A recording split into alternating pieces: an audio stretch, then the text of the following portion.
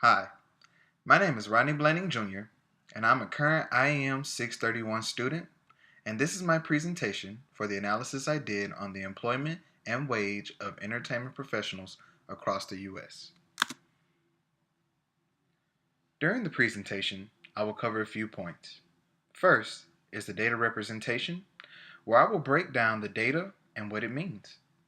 Next is the data analysis, where I will share my findings about the employment and wage of the entertainment industry across the U.S. Then I'll move on to explain the tools utilized and why I use them. And in closing, I will give a short summary about the experiences gained and the references used while completing this project. The dataset used for my analysis contains about 1,000 data points comprised of occupations in the arts, design, entertainment, sports, and media industries. This data contains both qualitative and quantitative information about these occupations, including region, employment statistics, and wage statistics. Let's take a look. This is my data set. As I explained earlier, this data is comprised of 1,000 data points with both qualitative data, such as area name and region, and quantitative data, such as numbers of employed entertainment professionals,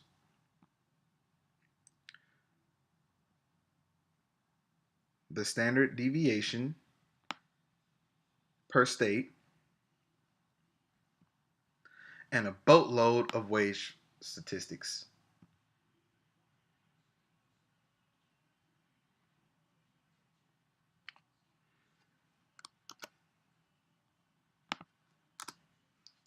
Now, I will discuss my findings from my data analysis.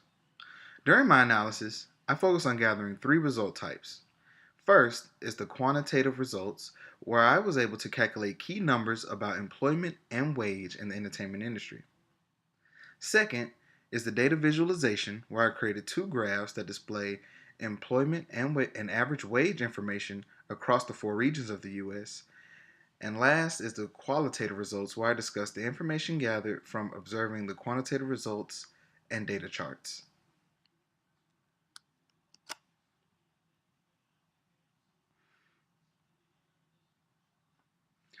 And here are those results. As you can see, I was able to gather quantitative results such as the mean employment number across the US, which is about 33,000, the median employment number, which is about 18,000. I was also able to gather the range, variance, and standard deviation. Unfortunately, there was no mode since there were no states with exactly the same amount of employed entertainment professionals. I was also able to gather the exact same information about the hourly wage info.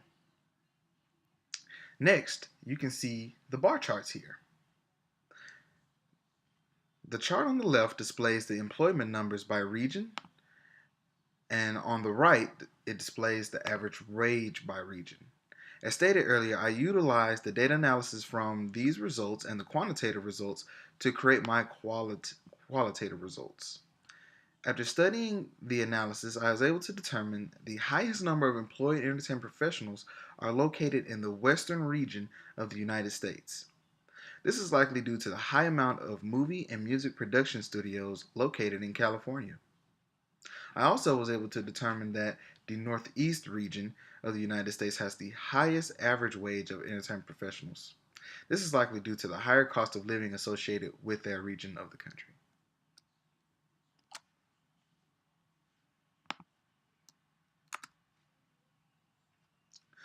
The tools I utilized during this assignment are the U.S. Bureau of Labor Statistics website and Excel.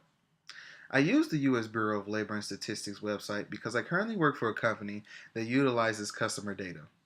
It was impossible to find a dataset that was large enough to perform an analysis and did not include sensitive data. I used Excel because it had enough built-in functionality to easily help develop my results.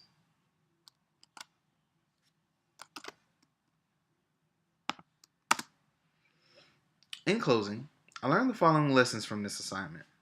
First is that I learned to First is that I learned a useful online database of large data. Second is that I learned about the information needed in order to develop intuitive visuals. And last and most importantly, I learned how to take a large set of data and convert it into useful information through analysis.